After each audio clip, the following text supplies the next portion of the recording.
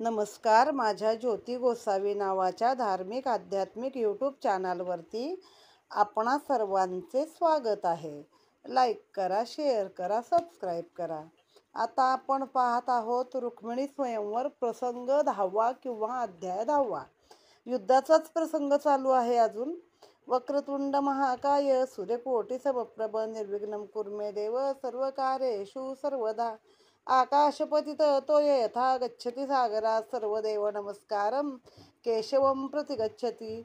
श्री गोपाल कृष्ण महाराज की जय. राय चालले मुकुटाचे थोर बळ गवेषणाचे सैन्य पातले बागदाचे युद्ध झाले दारुण.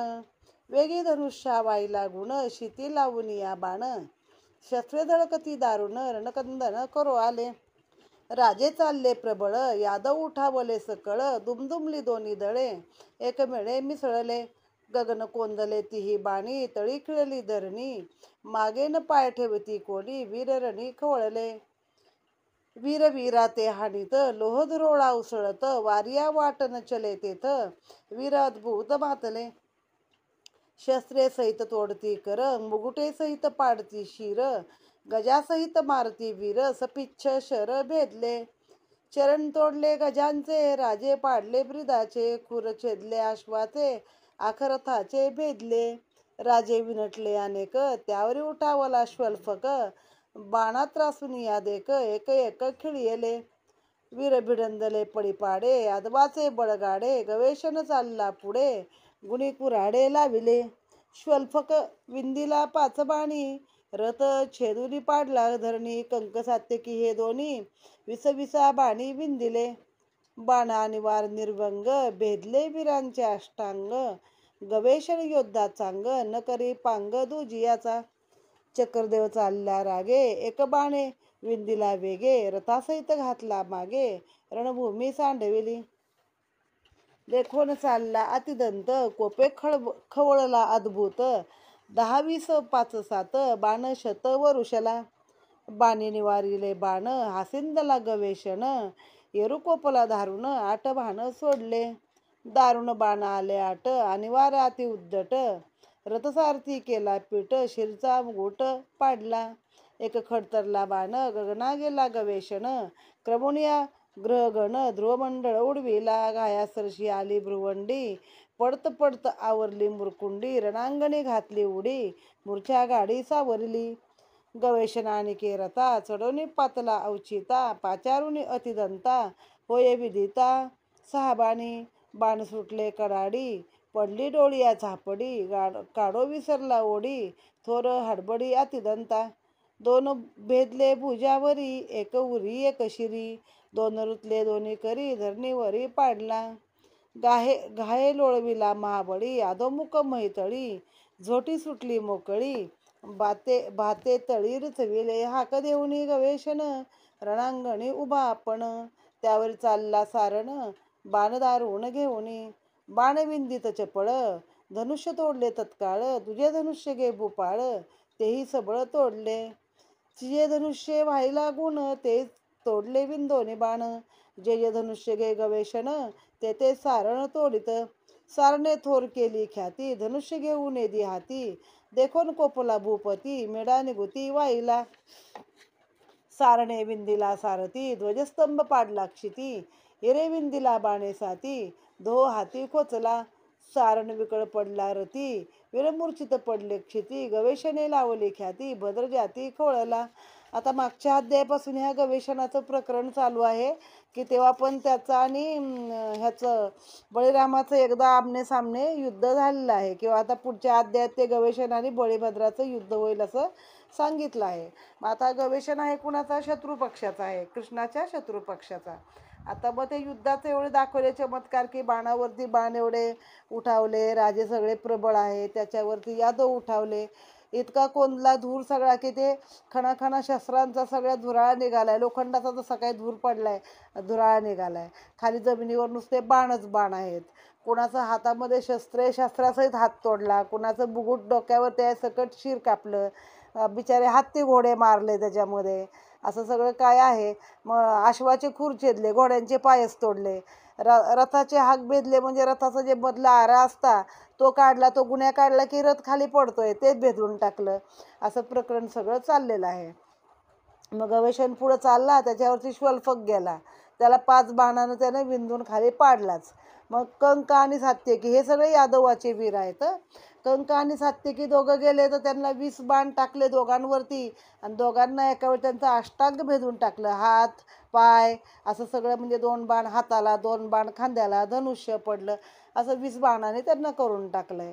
मग चक्रदेव आहे तो पुढे गेला रथासहित, मग त्याला पण मागे सारला. 10, 20, 5, 7, 100 बाण ते चक्रदेवाने टाकले. त्यानं तो गवेषण हसला आणि कोपला दारून. चक्रदेवाने त्याला काय केलं होतं, रथासहित उडवला होता वरती, आणि आला ध्रुवमंडळ सगळं फिरून आला तो कोण गवेषण. पण पुन्हा तो खाली पडता पडता त्याने स्वतःचं ते सावरलंय स्वतःला, आणि पुन्हा दुसऱ्या रथावर चढला, आणि पुन्हा त्या ह्याला चक्रदेवाला बोलावून पुन्हा त्याला बाण असे सोडले की त्याच्या डोळ्याला झापडी झाली बिचाराची. तो बाण काढायचा विसरलाच. मग अतिदंत त्याच्याशी युद्ध झालं, त्याला पण तो गवेषण काही ऐके नाही. म्हणजे जेवढे युद्ध आत्तापर्यंत वर गेले त्याच्यावरती बाण एवढे सोडले की तो 2 भुजावरी 2, खांद्यावर 2, एक छातीमध्ये 2, हातामध्ये, की तो खाली तोंड केस बिस मोकळे सुटले, असा अधोमुख धरणीवरती आपटलेला आहे. आणि आता हा गवेषण रणांगणामध्ये हाक देऊन उभा राहिलाय सगळ्यांना की या, कोण पुढे येतात ते या, मी बघतो. मग आता हे त्याच्यानंतर कोण गेलं आहे, जे जे गवेषण आणि सारण गेला, सारण त्याच्यावरती. मग सारणाने काय केलं, त्याच्या हातातलं पहिलं धनुष्य तोडलं, दुसरं घेतलं, दुसरं तोडलं, तिसरं घेतलं, तिसरं सोडलं. मग सारण असा महायोद्धा, तो गवेषणाला एकही धनुष्य हातामध्ये घेऊन देईना. मग त्या गवेषणाला इतका राग आला की त्यानं तो रथाचा मधला खांबच उपटला आणि सारणाच्या अंगावरती मारला. त्याचा ध्वजस्तंभ पाडला, त्याला 7 बाण लावले पुढं, मग दोन्ही हातात खोचला, सारण पण खाली पडला. आता गवेषणाचं एवढं सगळं एवढा वेळ बळीभद्रानं बघितलं. आता बळीभद्र खवळला आणि त्याच्या अंगावरती तो गेलेला आहे. आणि आता ह्या दोघांमध्येच महायुद्ध झालेलं आहे. सारण विकळ पडला रती, वीरमूर्छित झाले क्षिती, गवेषणे लावली ख्याती, भद्र जाती खवळला. मग मिसळला जळभारी, करीत असे महामारी, वीर खिळले जिव्हारी, शिरधारी वर्षत येरीकडे केशिक वीर, वर्षत बाणांचा महापूर, ब्राणी त्रासीला बळीभद्र, दळभार वेढला.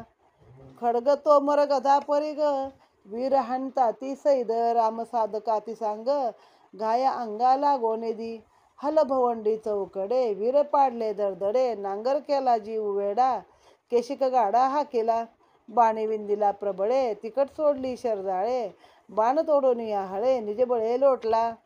नांगर उचलून आणि वाडे, नेटून पाय ठेवला पुढे, घाई चूर केली हाडे, अशुद्ध उडे आकाशी, सैन्यावरी लोटला देक, ठाई पडले सेनानायक, धरतान धर्वेची तबक, वीरानेक मारले. रथभूमीसी आपळी, गजशुंडा दंडी पिळी, शिरे खेळती चेंडू फळी, रणखांडोळी मांडली, धाक घेतला झुंजारी, केशिक सैन्य पळले दुरी, बळीभद्र पेटला महामारी, युद्धवीरी सांडले.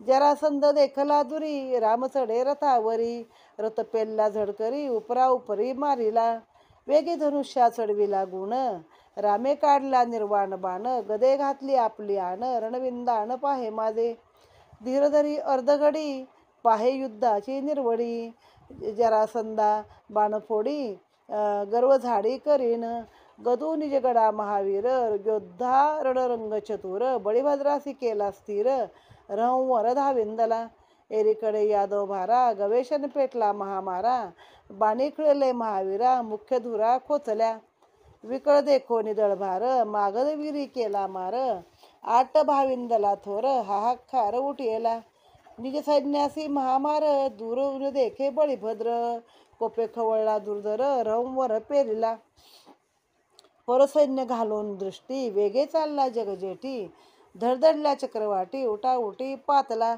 देखोनी शत्रूचा खटाटोप, बळीभद्रासी न धरवे कोप, बाहुस्फुरणे आला कंप, वेगे साटोप उठेला, रथाखाली घातली उडी, शेष दडपला पडे बुडी, वराहाची दाड तडतडी, कुर्मे गाडी पाठी केली, वीर खिळून या बाणी, गवेषण गरजे रणी, आला बळीभद्र धावोनी, निर्वाण बाणी विंदिला, बाण विंदिला सबळ, येणे परजिले मुसळ, साधक बळीभद्र प्रबळ बाण जाळ तोडले. नांगर उचलोनी आबळे न धरत पातला ते वेळे. रथ सोडला सांडला तत्काळे वेगे पळे गवेषण. सर्वेची परतावया पाहत पायी घातला नांगर दात. गवेषण पडला तेथ भूमी दात आदळले. लाजा उठला त्वरित तो बळीभद्रे दिली लाथ. एरू अशुद्धा ते वभित पडला मूर्छिता चेतन. सांडून या धनुष्यबाण सैनिक धाविंदला आपण. रथी घालून या गवेषण घेऊन प्राण पळाला. आता हे गवेषणाचं एवढा वेळ झाले चाललेलं होतं आणि बळीभद्र निघाला तर बळीभद्राला एक एक जण दुसरे वीर अडवत होते जेणेकरून तिथपर्यंत पोचू नये. मग बळीभद्रावरती केशिक नावाचा राजा आला, वीर आला. त्याचे तिखट शेरजाळ आहेत.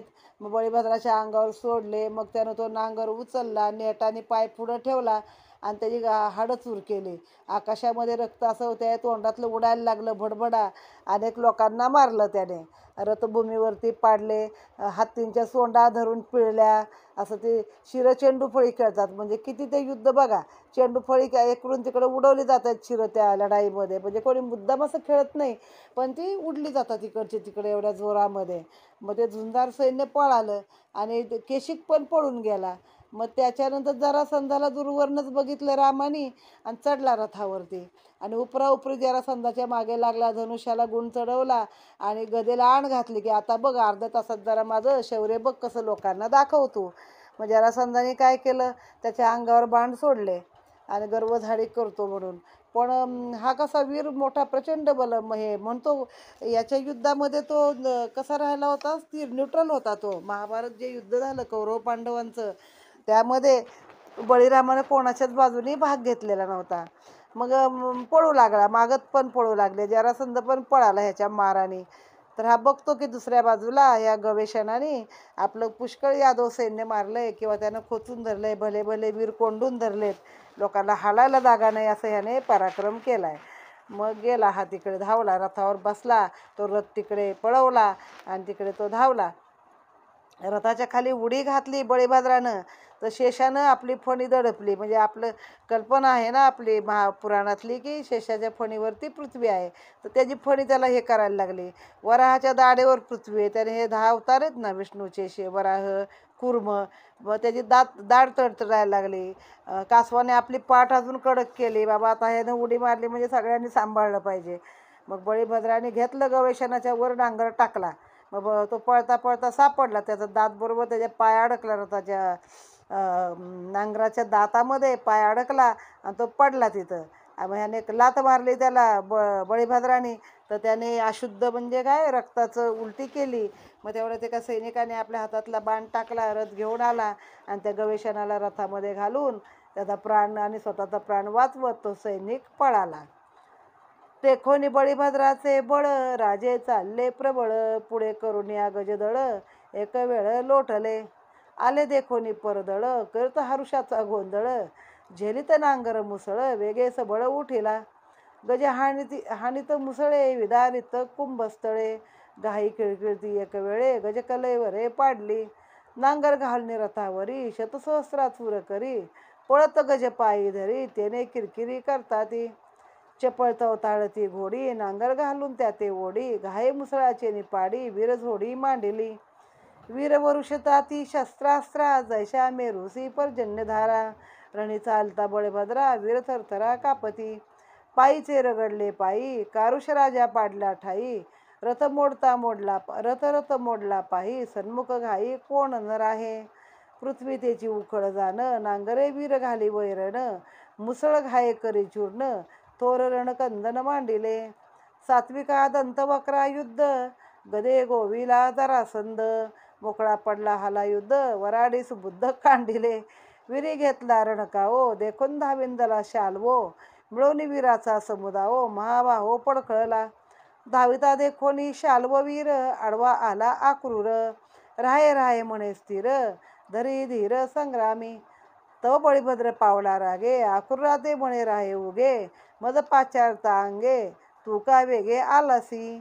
रणझुंजार विकळ जाय तो दुजियाने व्हावे साय. शाल्व वापुडे ते काय पाहे पै कौतुक माझे. मग आता तो गवेषण पळाला. मग बळीभद्र असा पेटला होता, सगळं अंग रक्ताने भरलेलं, आणि एखादा पर्वतच जसा, म्हणजे थोडक्यात आपण सिनेमात पाहिला आहे बाजीप्रभूमध्ये बाजीराव, किंवा आता संभाजीमध्ये संभाजी महाराज दोन्ही हातावर तलवारी घेऊन ज्या पद्धतीनं अंग रक्तानं सगळं माखलं असताना जे लोक रडतात, असं दृश्य डोळ्यापुढे आणा, जे लोक लढतात त्या पद्धतीने हा बळीभद्र पेटलेला आहे. पळत पळत जाऊन हाताने गजाचे पाय धरतो हत्तीचे, तर हत्ती किरकिर करतात बिचाऱ्याने, लांब लांब पळतात. आणि नांगर घालून अनेक रथ मोडले, अनेक माणसांचा जीव घेतला, कारुष राजाला खाली पाडला. आता त्या बळीभद्राला बघून वीर थरथरा कापायलाच लागले आणि लांब लांब पळायला लागले. म्हणजे जसं काय पृथ्वी हे उखळ आहे आणि हा मुसळाने नांगराने त्यात वैरण टाकतोय आणि मुसळांती कुटतोय. मग ते सात्विकानंद दंतवक्राची लढाई सुरू झाली. गदानी जरासंधाला मध्ये घेतला. मग आता हलायुद्ध म्हणजे बळीराम मोकळा पडला. मग त्यानं उरलेले वराडी सगळे सुबुद्ध कांडणी केली त्यांची, आणि ते लोक घाबरायला लागले, त्याला बघून पळायला लागले लांब लांब. तवर शाल्वा आला धावून. शाल्वाने आपलं ते एकदा सगळे वीर एकत्र यायचे, हत्ती पुढं करायचे. लढाईमध्ये हत्तींचं मोठं योगदान आहे सगळीकडं. अगदी आपलं जे शिवाजी महाराजांची युद्ध होती, मुसलमान लोक तर ते काय करायचे, हत्तींना पुढं करायचे, आणि मुसलमान काय करायचे, गायींना पुढं करायचे. म्हणजे गायीवर शस्त्र चालवलं नाही की आपल्यावर चालवत नाही, आणि हत्तीच्या आडून आडून लढत लढत ते पुढं यायचे. तसं इथं पण हत्तीचं मोठं योगदान आहे. हे लोक हत्तीचा समूह पुढं करून त्याच्या आडून आडून बळीभद्रावरती चाललेले आहेत. मग अक्रूर गेला मध्ये, तर बळीराम त्याला रागावला, तू कशाला मध्ये आलास म्हणला. त्याने मला ललकारलेलं आहे तर मीच जातो. तर म्हणे युद्धामध्ये कसं आहे, ज्याला ललकारलं आहे त्यानंच जावं, दुसऱ्यानं कधी जायचं. जेव्हा पहिला आता घाय पडला, म्हणजे घायाळ झाला, जखमी झाला, तो पडला, तर त्याच्या मदतीला म्हणून तुम्ही जायचं आहे. आता हे शाल्व म्हणजे काय मशक आहे एवढंसं माझ्या पुढे, बघ आता माझं कौतुक मी कसं करतोय. मग चालला शाल्वावरी बळीभद्र वेडला विरी, भोत उठावले महामारी शरधारी वर्षती, बाप बळीराम जगजेटी, नांगरे बाण तरी पिटी, अंगण लागो दे चिरटी, शाल्व दृष्टी सुधला, बाणी विंदीला अमित, रामबाणा ते न गणत, वेगे उसळला अद्भुत, आला न धरता अंगेसी, रथ धाडला मकर तोंडी, शाल्व वेगे घाले उडी, सापडला घाय तो रथाबुडी, ओढ काढी निष्ठला, रथा पटला भूमंडळी, वीर सापडले तयातळी, घाय केली रांगोळी, निघा पाताळी उठला, तेवेळी शाल्वे चुकविले अंग, घाया सरसा उडाला सवेग, मागुत्या आवेश धरुणी चांग, रणे अव्यंग उभा असे, शाल्व घेऊन या गदा, हृदय हाणला हलायुधा, गगन उसळला तो योद्धा, घाव नुसता तळी गेला, शाल्व रथी जव चढे, तो मुसळ ओपिले रोकडे, करता अशुद्धाचे सडे, मूर्छित पडे आवणीये, मग मिसळला मागदात, घायेशत सहस्त्र मारीत, अशुद्ध बडबडा वाहत, नांगरे अंत पूर्वीला, बळीभद्रे केली महामारी, वीर जोडले नांगरी, तेथे वीरवीरा ते परस्परी, ऐशिया परी बोलती, हाती येरा दुष्काळ पडला, मग यासी नांगर सापडला, सैन्य नांगरावया आला, वीर काशिया काढीत, नांगर घालून या बुडी, थोर उपडली या पेडी, रथ गज काटिया मोडी, पालव्या तोडी वीराच्या, अतिरथी जे उद्धट, ते सुबळ फोडियले खुंट, बळीभद्रजी कुणबट, केली चोखट रणभूमी. मग आता शाल्वाचं त्याचं मोठं युद्ध झालं. त्याने बळीभद्रावर काही बाण टाकले, तर बळीभद्र असं वरच्यावर उडी मारली आणि खालून ते सगळे बाण गेले, तलवार गेले, काय असेल ते.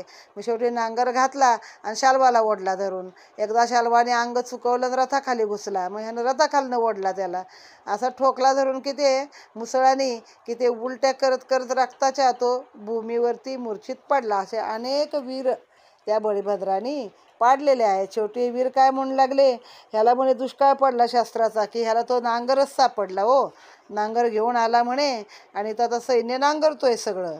आणि आपण काशा वेचतो ना, काशा म्हणजे एक मोठं गवत असतं, नांगरटी केली की ते वर येतं आणि ते असं बाहेर काढायचं वेचून, म्हणजे पिकाला व्यवस्थित राहतं, चांगलं राहतं, ते गवत असतं.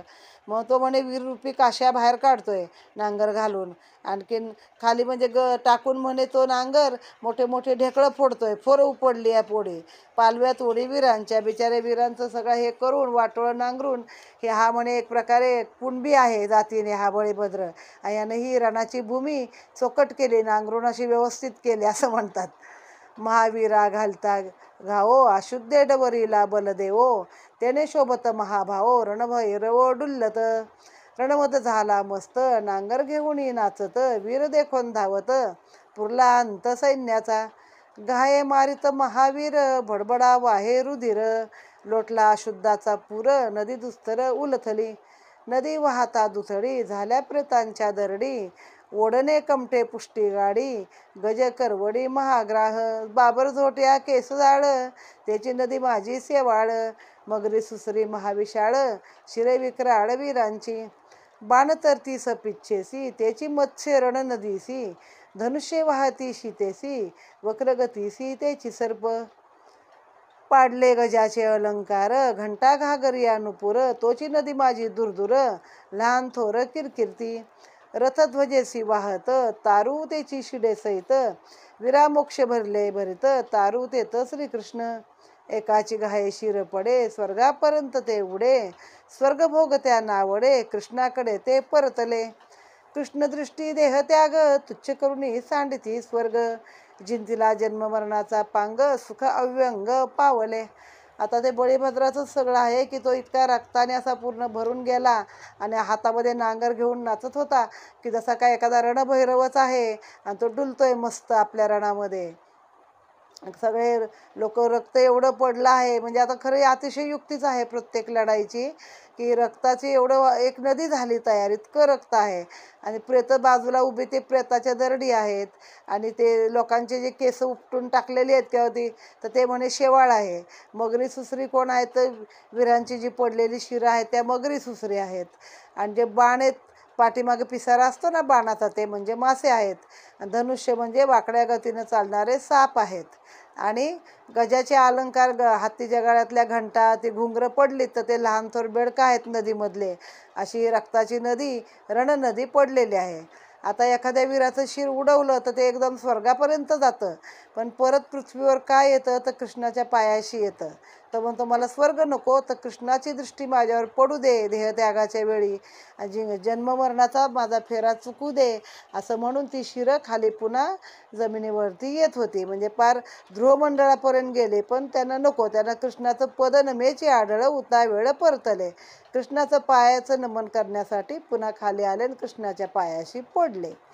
घाये उडाले शिरकमळ टाकून गेले ध्रुवमंडळ, पदनमेची अडळ उता वेळ परतले. देह अर्पिता श्रीकृष्णासी चारी मुक्ती होती दासी, म्हणून आले कृष्ण चरणासी निज सुखासी पावले. घाई उडाले एक शिर टाकून गेले सत्यलोक, घाई उडाले एक शिर एक टाकून गेले सत्यलोक. ब्रह्मसदन नावडे देख कृष्ण सन्मुख परतले. देखो नि कृष्णाचे श्रीमुख धिक्कारिला सत्यलोक, ब्रह्मसदन वांछिती मूर्ख परम सुख हरिचरणी. घाय सरशी शिर उडे वैकुंठापर्यंत ते चढे, एकदेशी गती नावडे हरिकडे मुरडले. सांडोनिया कृष्णनाथा आम्ही नेगोस लोकता, हरिचरणी ठेवला माता नेगो सर्वता वैकुंठ. मग काही शिरं जी उडाली ती सत्यलोकापर्यंत गेली. सत्यलोकात कोण राहतो? ब्रह्मदेव. मग ते पण नको आम्हाला, त्याचं ठिकाण नको आम्हाला, कृष्णाच्याच पायाशी यायचं. काही शिरं उडाली वैकुंठापर्यंत गेली. आता वैकुंठ कुणाचं याचंच आहे, पण वैकुंठात नाही राहायचं. कृष्ण कुठं आहे? खाली आहे ना भूलोकी, मग आम्हाला त्याच्या पायाशीच यायचंय असे म्हणती शिरं खाली उतरली. शिर उडाले अंतराळी अहंकार मुकुट पडला तळी, शिरन उतरेची भूतळी हरिजवळी पावले. जेथे अभिमान तुटला तेथेच त्यास हरी भेटला, युद्ध मिसे लाभ झाला विरा फावला निज मोक्ष. अत्यंत प्रयाग्नीचा चिदघन वर्षत आहे संकर्षण, वीरांचा अभिमान मर्दून लिंग देह छेदिला. अधिकारी या मोक्ष भाहो तया लागी कृष्णदेव, मिश भीमकीचा विवाहो रणनिर्वाहो मोक्षाचा. निदड्या वीरा झाली मुक्ती देहलोभिया कवण गती, रण सांडून जे पळती ते विन्मुख होती कृष्णासी. अश्व गज जे रणा आले तेही श्रीकृष्णे उद्धरिले, युद्ध सांडून जे पळाले ते पावले अधोगती. यापरी तो बळीभद्र कृपेने कोपला दुर्धर, ब्रह्मसायुज्य करुणी मार वीरे वीर आटिले. एके जनार्दनी कौतुक कथा रहस्य सुखदायक, पुढील कथा अलौकिक समाधी सुख संग्रामी. इति श्रीमद्भागवते महापुराणे दशमस्कंदे हरिवंशसंहिता सम्मत्ते रुक्मिणी स्वयंवरे चैद्य मागध पराजयो नाम दशमप्रसंग. श्रीकृष्णार्पण नमस्तु. मग आता सांगितलं की हत्ती घोडे सुद्धा जे रणामध्ये कामाला आले ते सगळे कृष्णाच्या चरणी गेले, आणि जे पळाले जीवाच्या भीतीनं त्यांना मात्र काही पुढे मोक्ष नाही आहे, त्यांना ते भोगायचे सगळ्या 184 योनी. तुमची जी काय पापं केली पुण्य केली ती सगळी भोगायची आहेत. तर अशा रीतीने इथे हा मागध आणि चैद्यांचा पराभव केलेला आहे बळीरामाने, आणि इथे हा अध्याय समाप्त झालेला आहे. आता पुढच्या अध्यायामध्ये रणांगणात समाधी कुणाला लागली आहे ते आपण पाहूया. श्री गोपाल कृष्ण महाराज की जय.